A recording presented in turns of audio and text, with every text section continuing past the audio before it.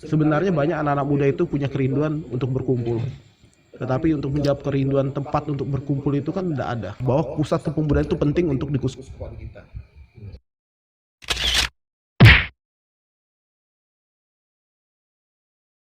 Bina Insan yang menurut kalian itu yang paling feel-nya paling dapat tuh apa sih waktu datang? Waktu pertama datang nih. Bina Insan setelah ada Romo Teddy itu lebih mengusung konsep bagaimana Bina Insan itu punya nyawa. Punya nyawa yaitu nyawa orang-orang muda. Pada akhirnya idealisme Romo membuat Bina Insan itu menjadi sebuah pusat kepemudaan. Itu dia. Ya, jadi kalau bicara soal idealismenya Romo, dia pernah pernah menyampaikan bahwa idealismenya itu dia gantungkan di surga. Oh, ya, artinya yang jelas kalau menggantungkan di surga berarti dia selalu berusaha untuk melakukan hal-hal kebaikan, hal-hal kebaikan yang diajarkan oleh gereja, gitu. Sehingga pada saat itu dalam jabatannya dalam kapasitasnya sebagai ketua Komkep, dia memiliki tanggung jawab lebih mengarah kepada bagaimana menjalankan sebuah karya pastoral kaum muda. Salah satu bentuknya dia membutuhkan satu tempat, suatu wadah sebagai tempat untuk orang-orang muda melakukan aktivitas kegiatan dan segala macam yang sudah dijelaskan Delis tadi, bahwa Bina Insan sebuah tempat yang memiliki roh. Artinya roh memiliki arti makna yang lebih daripada hanya sekedar sebuah gedung tempat berkumpul. Sehingga dalam perjalanannya, karena Romo melihat bahwa hal itu baik, maka dibutuhkanlah sebuah tempat yang namanya pusat kepemudaan untuk sebagai wadah membina orang-orang muda. Nah, pada saat itu sehingga Romo berusaha menjadikan Bina Insan itu, ya panjang ceritanya. Nggak apa-apa cerita aja. Maksudnya ceritanya panjang, kita tidak bisa menjelaskan di sini. Dan Romo berusaha supaya Bina Insan itu hanya nama yang Bina Insan menjadi namanya Bina Insan sebagai pusat kepemudaan. Betul, jadi beda ya.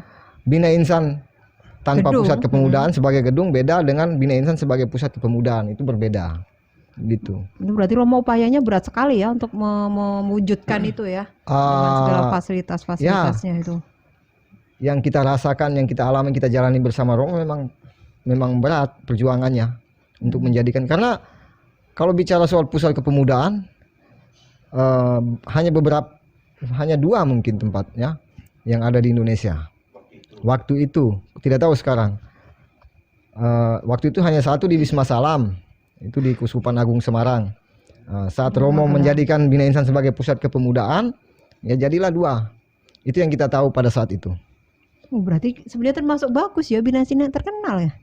Terkenal ya? Enggak ya? Ya kalau terkenal sih mungkin belum baru terkenal. Merintis, Romo baru merintis. Gitu ya?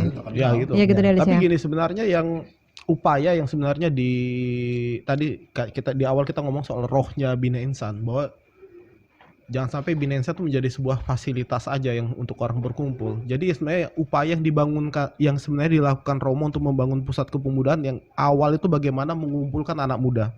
Itu dulu yang paling digagas paling awal oleh Romo. Jadi menggagas awal untuk mengumpulkan orang-orang ini, mulailah setiap kelompok kategorial pada saat itu diberi sekretariat, diberi ruang, ya. Diberi masing-masing ruang untuk menjadi sekretariat. Artinya berpikir dengan ada sekretariat, setiap kelompok kategorial itu memusatkan semua konsentrasi kegiatannya ada di situ, di masing-masing yang ada di Bina Insan itu. Lalu setelah diberi sekretariat, bagaimana Romo mendorong anak-anak muda untuk berkegiatan aktif di Bina Insan. Berkegiatan aktif, menjalankan kegiatan organisasinya seperti misalnya TSM waktu itu untuk seminggu 2 kali pasti sudah ada latihan. PMKRI hampir setiap malam mereka kumpul untuk diskusi dan berbagai hal. Lalu juga beberapa teman-teman kelompok lain seperti PMCS lalu juga belajar menari di situ. Pemuda Katolik juga melakukan diskusi dan berbagai hal. Lalu juga sempat dan pada akhirnya bergeser Bina Insan itu menjadi tempat yang dituju anak-anak muda. pada saat itu anak-anak muda berpikir bagaimana kita datang ke Bina Insan untuk berkumpul, ketemu teman baru, ketemu kenalan baru, akhirnya berkumpullah kita di situ, bertukar pikiran antar kelompok kategorial, TSTM kenal PMKRI, PMKRI kenal TSTM dan lain-lain. Jadi terbentuklah komunitas itu dengan berbagai berbagai ragam pola pikir, berbagai ragam karakter, berbagai ragam usia bahkan pada saat itu. Jadi range usianya itu panjang. Jadi Banyak. dari ada yang usia muda. SMP sampai dengan kuliah bahkan dan sudah kerja. selesai kuliah dan kerja. Saya kerja sudah masih. Ya, Itu dia. itu.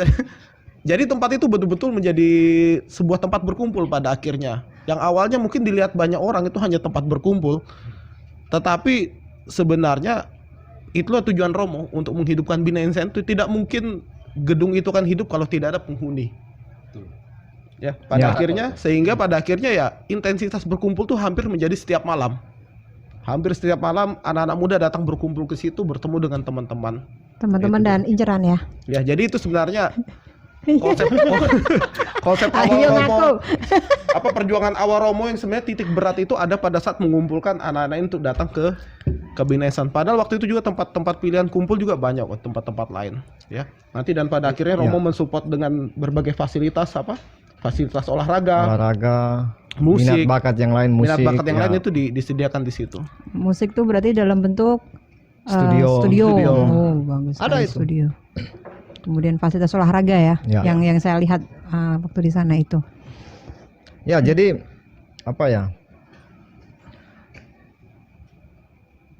dalam pembinaan Romo Tedi, Bina Insan itu menjadi sentralnya. Jadi begini, kalau kita melihat orang muda menurut pandangan Romo Tedi, orang muda itu kompleks dengan segala macam karakter, pola pikir, pola rasa, pola aksi bertindaknya itu beragam. Makanya Romo kan pernah bilang, ya masuklah, orang muda itu masuk dengan pintunya. Orang muda itu masuk dengan pintunya, tapi akan keluar melalui pintu Romo. Dalam hal ini dia selaku ketua Komkep waktu itu. Artinya orang muda dengan segala latar belakangnya, di Bina Insan ini dia mau membentuk suatu komunitas, untuk mewujudkan dia punya pemikiran itu. Pemikiran bahwa orang muda dengan segala latar belakang yang berbeda-beda, mau itu kamu pemabuk atau apa segala macam, mau penjudi, bagaimanapun latar belakangmu, dia tampung, kamu masuk melalui pintu kamu. Tapi akhirnya nanti dia mau, disitulah Bina Insan itu sebagai tempat dia membentuk suatu komunitas yang pada akhirnya keluar melalui pintu dia, apa yang dia mau, begitu. Mungkin Romo juga ingin mewujudkan sesuai dengan nama gedungnya ya. Ya bisa, mungkin kalau dibilang secara kebetulan ya memang mungkin tidak tahu juga ya, dulu orang menamakan Bina Insan. Pas Bina Insan pas Romo memang membina Insan ya. Itu. Jadi ya mungkin betul juga, pas kebetulan juga nama tempat itu Bina Insan gitu. Bina Insan ya mungkin tempat para insan untuk membina diri. Jadi memang tempat itu penting sekali pada saat itu. Pada saat itu seperti yang sudah Delis sampaikan tadi, pusat kelompok-kelompok kategorial berkegiatan.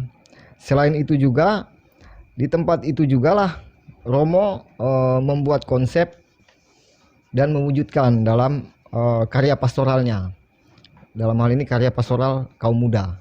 Di situ, sehingga disitulah dia melihat potensi-potensi orang-orang muda yang datang situ, yang dalam hal ini sebagai volunteer, sukarelawan yang datang mau bergabung di situ, itu dia ajak dengan caranya dia mengajak, akhirnya ikut terlibat dalam karya pastoral kaum muda yang dia jalani waktu itu.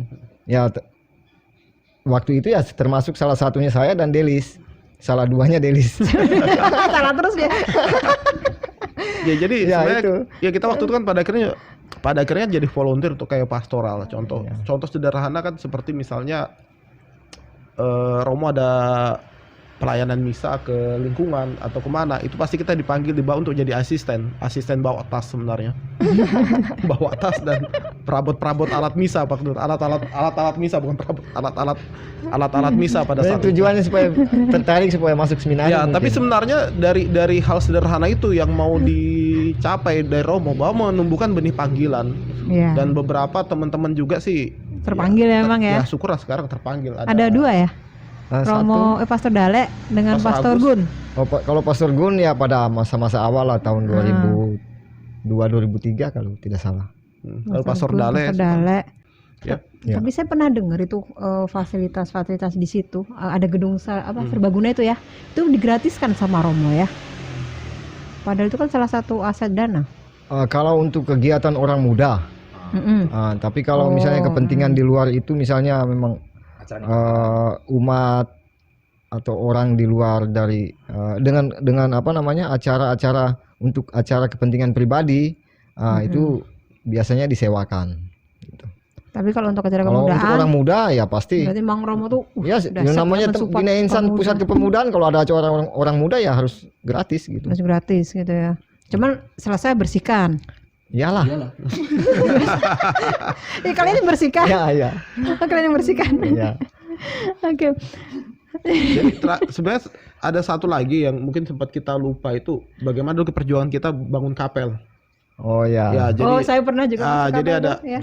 Jadi sempat Yang di Romo pojok juga, gitu ya. Iya, mewujudkan bagaimana kita punya kapel di Bina Insan waktu itu. Jadi tiap Kapel anak La Salette, Maria. Maria de la Salette.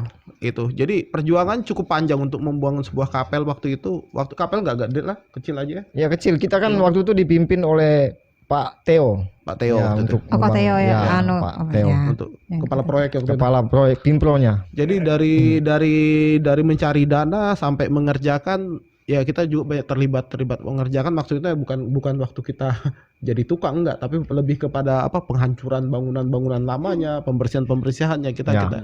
Jadi melibatkan banyak anak-anak muda di situ. Itu setiap hari kalian di kapel tuh berdoa. Jadi setelah ada kapel itu kan pasti setiap hari ada misa subuh itu. Misa subuh, kalau enggak ya misa Untuk tempat tidur. Pura-pura supaya tapi tidur. Gitu. Itu Lalu juga dipakai untuk beberapa kegiatan-kegiatan lain kan, teman-teman THSTM, PMKRI, lalu juga teman-teman Rosario gitu ya. Rosario. Jadi untuk pembinaan rohaninya waktu itu ada. Jadi gedung, waktu berpikir gini, gedung untuk fasilitas olahraga kita sudah ada, gedung pertemuan sudah ada, hanya mungkin kapel waktu itu belum ada, akhirnya diperjuangkan untuk ada. Nah, salah satu memenuhi kebutuhan kapel itu, salah satu bentuk Romo mewujudkan Bina Insan adalah pembinaan spiritual buat anak muda pada saat itu. Ya, jadi dari perjuangan kita bangun kapel dengan dana seadanya, mencari dana sampai akhirnya terwujudlah kapel itu. Sekarang kapel itu bagaimana? Masih Ya, kurang ada kah? tahu sudah kabar sekarang ya. kita tidak tahu karena sudah lama kita tidak Masuk ke dalam. Jadi begini, Enggak ada. Oh, ada lagi. Aduh. Jadi Kasihan memang kalian ya. ya sebenarnya sih pada saat itu kan, pada saat Romo ya berpikir mewujudkan benar-benar yang namanya pusat kepemudaan adalah benar-benar rohnya anak muda ada di situ, semangatnya anak muda ada di situ, tetapi di situ juga ada pembinaan Romo kepada anak-anak muda. Spiritualitasnya ada. Jadi karya pastoral kaum muda itu buat Romo itu adalah sesuatu yang nyata, bukan sesuatu yang sebuah konsep atau sesuatu yang cuma dikatakan, tetapi ada bentuk nyatanya.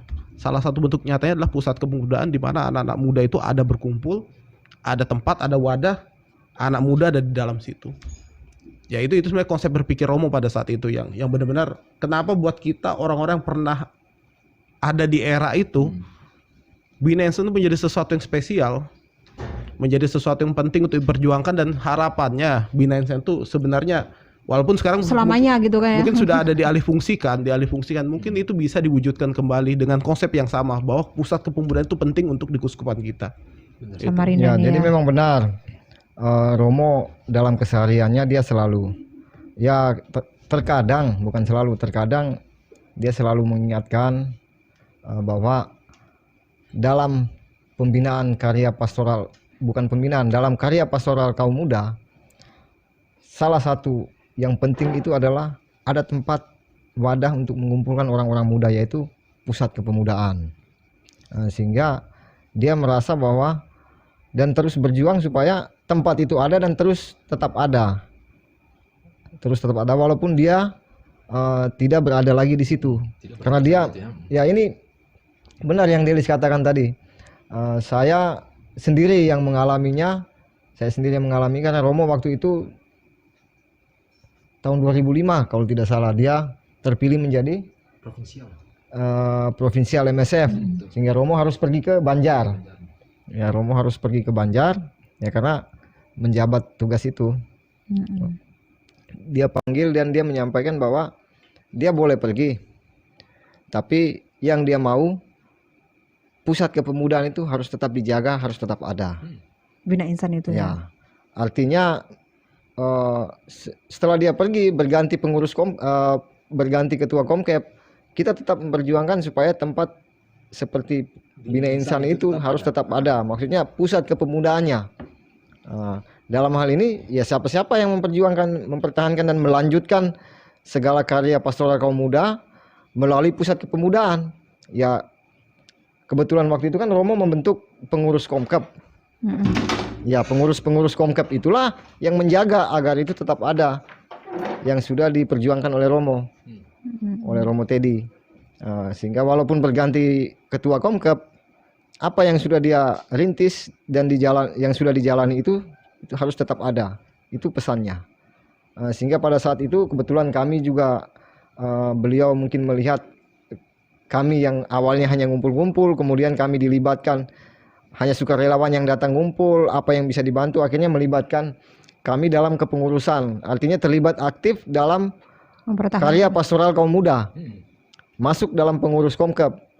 Kebetulan waktu itu saya dan Delis memegang yang namanya penelitian dan pengembangan pusat kepemudaan, sehingga ya jelas bahwa itu menjadi tanggung jawab kami di bidang itu waktu itu. Sehingga pada saat itu ya kami terus berusaha memperjuangkan agar tempat itu tetap ada, karena melihat pentingnya tempat itu. Pentingnya sangat banyak manfaat yang kalau kita mau cerita terlalu panjang, terlalu banyak manfaat dari tidak cukup. Ya, saya juga ngerasain sih, kamu ngerasain juga masing-masing orang memiliki pengalamannya sendiri terkait Bina Insan sebagai pusat kepemudaan. Berarti sekarang ini harus ada lagi ya pusat kepemudaan yang selama ini sudah hilang gitu. Kita wujudkan secara nyata gitu. Gimana Delis? Ini kembali ke flashback tadi yang diceritakan Pedro tentang pesannya Romo. Ada apa ataupun dia tidak ada, konsep tentang pusat kepemudaan kan harus tetap ada. Ya, jadi mungkin sekarang kemarin kita ngobrol sih masih wacana-wacana ya. Termasuk pada akhirnya kita pun podcast ini pun salah satunya arahnya bagaimana kita mau menggagas lagi, mewujud nyatakan semangat itu, ya semangat itu untuk bagaimana kita mewujudkan bahwa pusat kepemudaan itu untuk saat itu ini penting. Saya terakhir waktu kita diskusi pernah ngobrol gini, sebenarnya banyak anak-anak muda itu punya kerinduan untuk berkumpul, tetapi untuk menjawab kerinduan tempat untuk berkumpul itu kan tidak ada sebenarnya. Jadi lebih banyak berkumpul di, misalnya sekarang gini, seperti kelompok-kelompok kategorial, mereka lebih cenderung ya berkumpul pada kelompoknya masing-masing. Ya, itu dia. Ya, memang juga karena situasi kali Pak. Lalu yang kedua karena situasi juga memang pandemi tidak memungkinkan. Tetapi sebenarnya gini, oke mungkin untuk berkumpul skala besar kita nggak bisa. Tetapi penting ada satu tempat itu menjadi titik konsentrasi anak muda. Ada arah yang dituju untuk kita datang ke sana sama-sama. Ada sesuatu yang kita gagas sama-sama di satu tempat. Itu penting gitu. Karena memang ya kita percaya bahwa segala sesuatu yang baik itu muncul karena itu dipikirin bersama-sama. Ya, itu ya. Ya. Kita sih berdoa aja sih ada orang yang punya lahan luas gitu menyumbangkan. Tidak perlu menghayal terlalu jauh lah. Siapa tahu didengar ya. Ya. Jadi begini, ya memang benar yang Delis katakan tadi itu. Penting memang harus ada pusat kepemudaan. Kalau bagi saya karena mengingat pesan Romo tadi, artinya bagaimana ya? Dulu saya yang mengalami bagaimana memperjuangkan tempat itu dengan teman-teman, dan juga waktu itu saya juga sudah berpikir bahwa kalau pusat kepemudaan tidak ada, maka pola pendampingan orang muda ini, karena kita melihat begini, Romo pernah menyampaikan bahwa orang muda itu kompleks, orang muda itu beragam.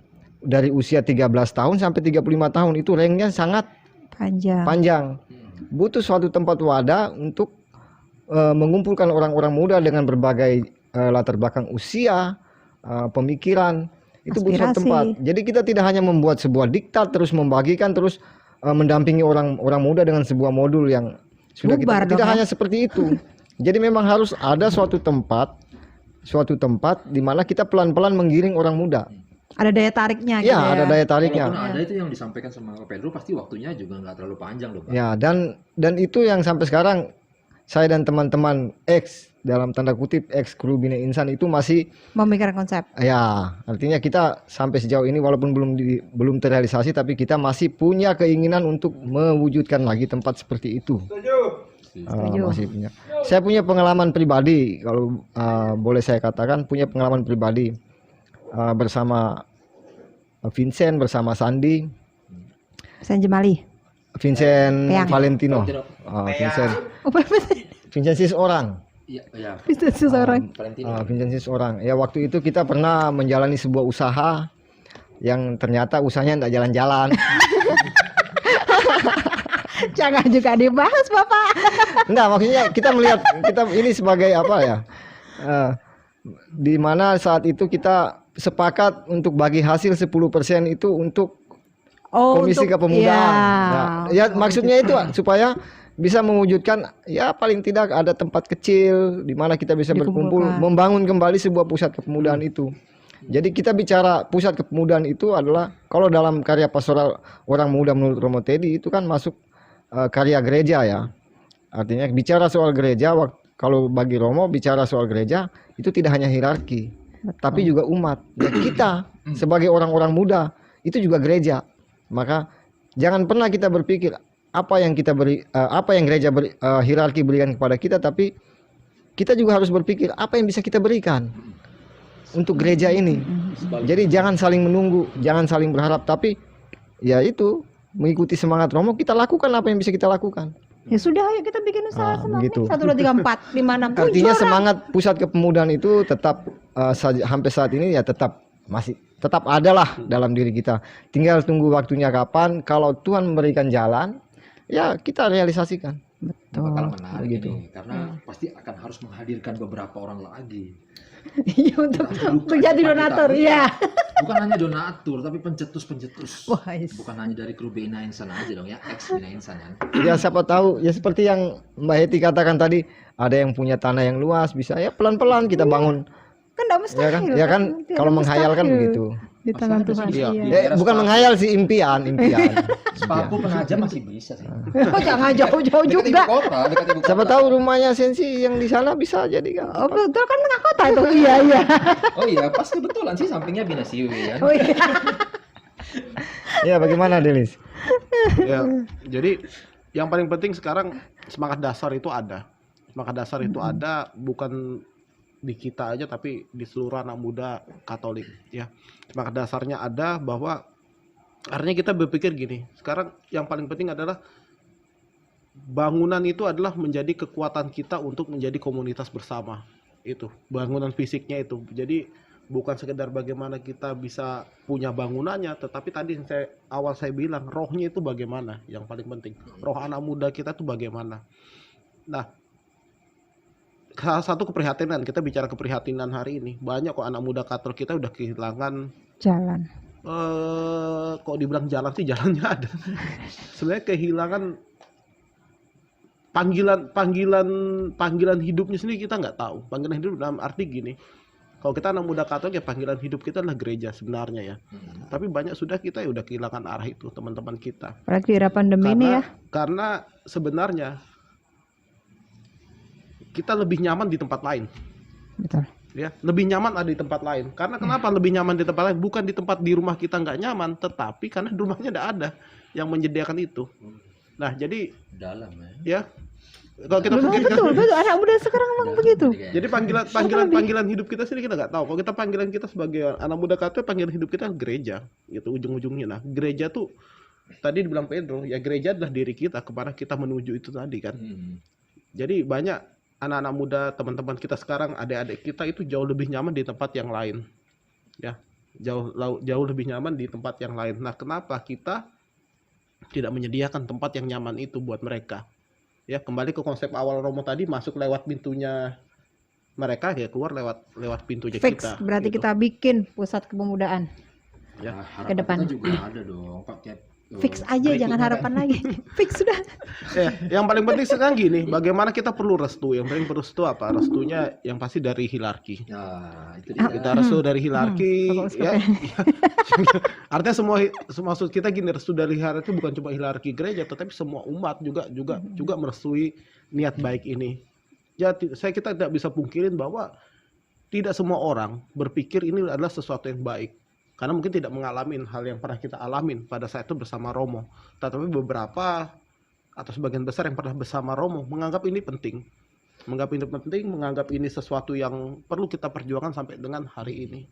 Ya, saya mau bilang gini, banyak ketika sudah kejadian orang, tanda kutip kita nggak cerita, orang tua akan bilang gini, oh kenapa ya anak saya begini, kenapa ya anak saya begini. Tapi kita nggak pernah berpikir menyediakan tempat untuk anak-anak ini, bagaimana dia mengeksplorasi dirinya, bagaimana dia mengembangkan, bagaimana dia beraktualisasi, bagaimana dia berekspresi, itu udah dikasih tempat sampai hari ini.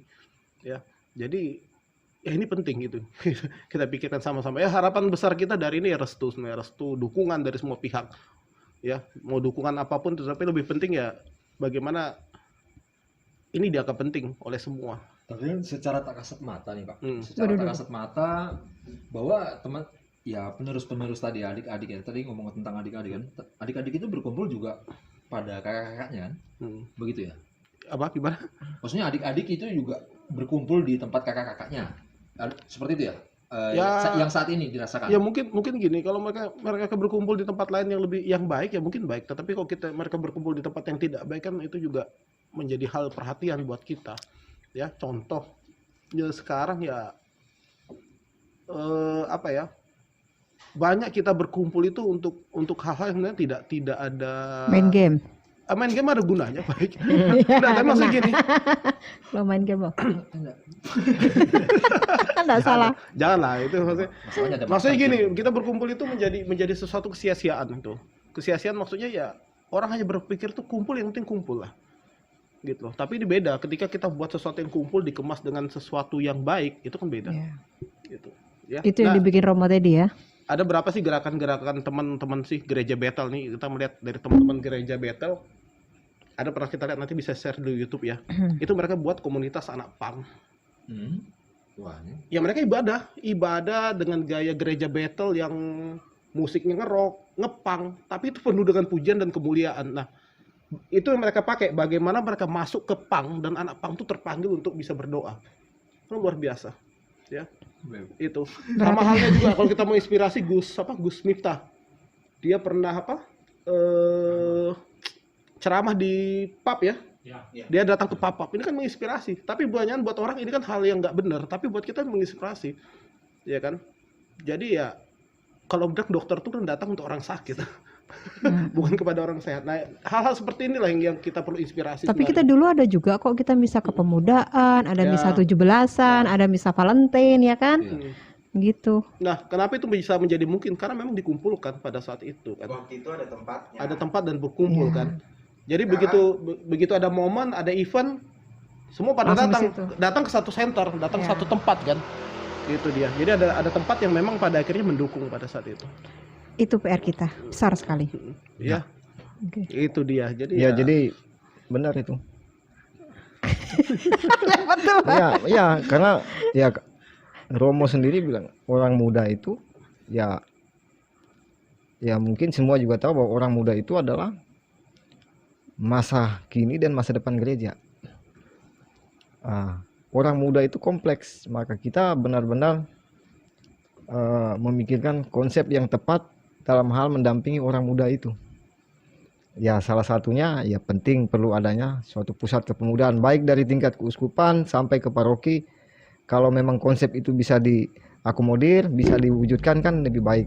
Karena mengingat tadi orang muda dengan rank usia yang sangat jauh, mereka ya termasuk nanti anak-anak kita. Artinya kita melakukan ini juga tidak bisa kita pungkiri bahwa kita juga punya anak-anak yang akan menginjak usia sebagai orang muda, di mana mereka lah yang akan menjadi masa kini dan masa depan gereja. Sehingga ya kalau saya sepakat supaya kita terus berusaha untuk merealisasikan adanya pusat kepemudaan.